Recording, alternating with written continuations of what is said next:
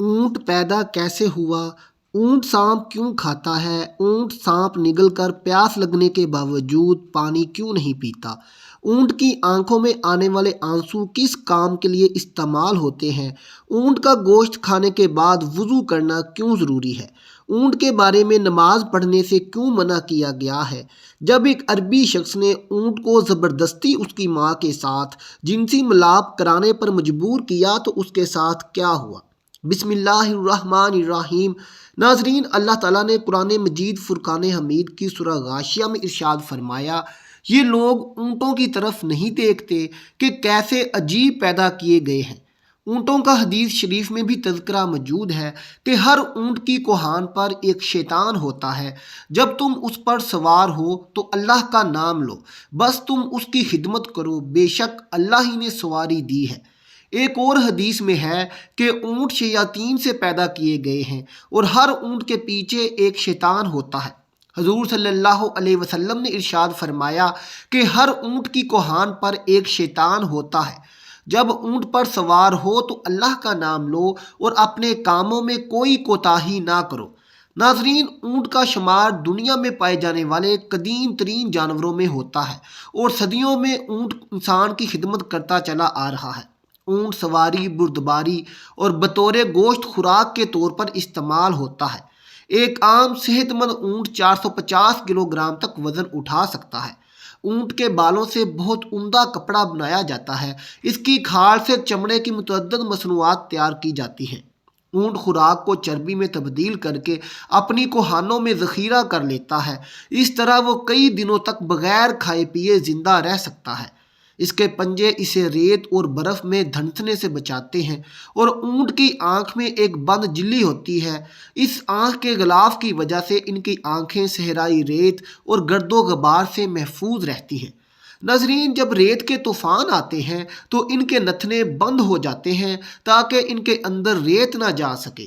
اونٹ کی ناک کے نتھنے کے سامنے سیدھے نہیں ہوتے بلکہ ٹیڑھے سے ہوتے ہیں۔ اسی وجہ سے کھلے نتھنوں میں بھی ریت براہ راست جمع نہیں ہو سکتی۔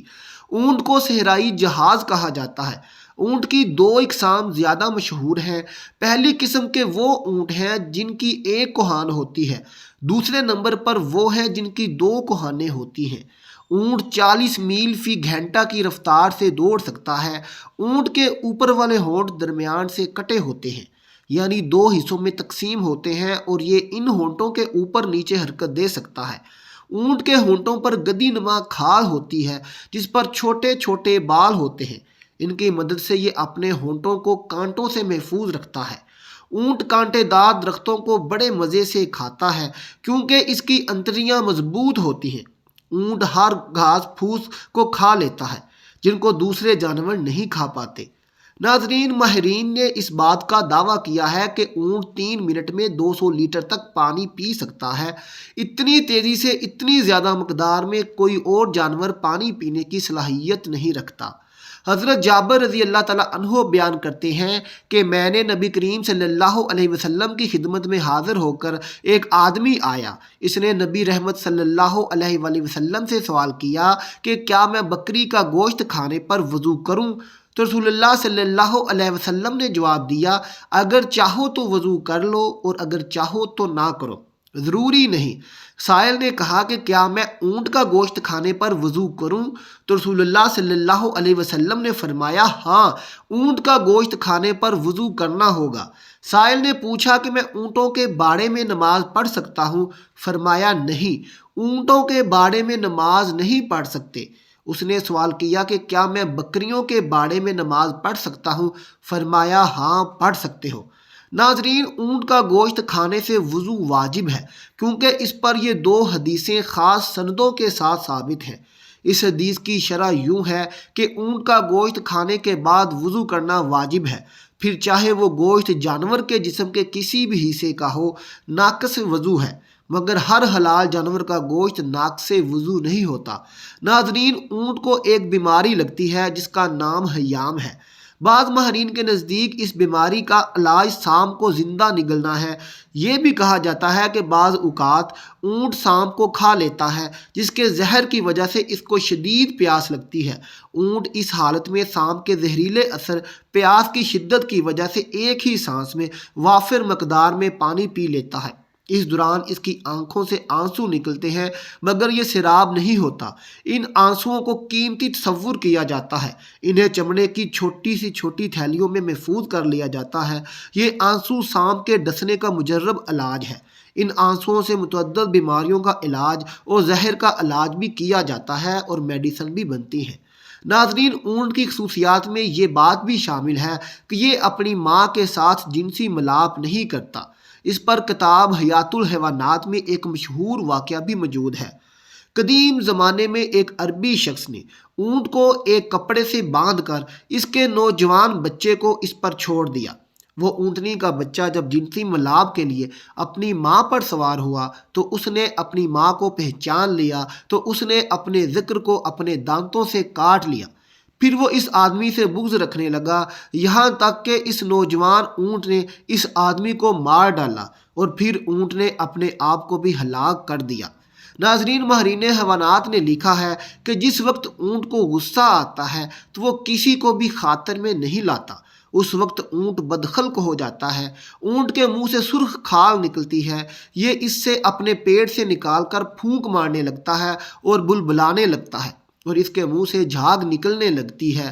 اس طرح غصے کی حالت میں یہ کھانا پینا ترک کر دیتا ہے۔ اونٹ سب سے زیادہ بغض اور کینہ رکھنے والا جانور ہے، مگر اسی کے ساتھ ساتھ اس میں صبر و تحمل اور دوسروں پر حملہ کرنے کی صلاحیت بھی موجود ہوتی ہے۔ اونٹ کی خصوصیت میں یہ بات بھی شامل ہے کہ یہ اپنی ماں سے جنسی ملاپ نہیں کرتا، جبکہ دوسرے جانوروں میں ایسا نہیں ہوتا۔ اونٹ کے بدن میں پتا نہیں ہوتا، شاید اسی لیے اس کے اندر صبر و تحمل کی بے پناہ قوت ہوتی ہے۔ ناظرین، اونٹ کے اندر نہایت اطاعت اور فرما برداری کا جذبہ ہوتا ہے۔ اس کی فرما برداری کا یہی عالم ہے کہ اگر کوئی چھوٹے سے چھوٹا جانور بھی اس کی نکیل دبا کر جہاں لے جانا چاہے اسے آسانی کے ساتھ لے جا سکتا ہے، کیونکہ یہ اطاعت سے کبھی روگردانی نہیں کرتا۔ اونٹ کے جگر میں عجیب و غریب چیز پائی جاتی ہے جو پتہ کی طرح ہوتی ہے۔ غالباً وہ ایک قسم کی کھال ہوتی ہے جس میں لعاب لگا ہوتا ہے۔ ماہرین کے مطابق اس کھال کا یہ فائدہ ہے کہ اگر اسے بطور سرما استعمال کیا جائے تو آنکھوں پر نکلنے والے دانے ختم ہو جاتے ہیں۔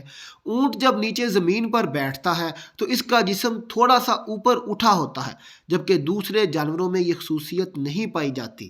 ناظرین، اگر آپ کو ہماری آج کی یہ ویڈیو پسند آئی ہو تو اسے اپنے دوستوں اور رشتہ داروں میں شیئر ضرور کیجیے گا۔ اللہ تعالیٰ سے دعا ہے کہ اللہ ہمیں نیک اعمال کرنے اور اپنے بڑوں کا کہنا ماننے کی توفیق عطا فرمائے۔ آمین ثم آمین۔ آخر میں محترم ناظرین، کمنٹ باکس میں ایک بار سبحان اللہ ضرور لکھ دیں۔ ملتے ہیں آپ سے اپنی اگلی ویڈیو کے ساتھ، تب تک اپنا اور اپنے پیاروں کا بہت خیال رکھیے گا۔ اللہ حافظ۔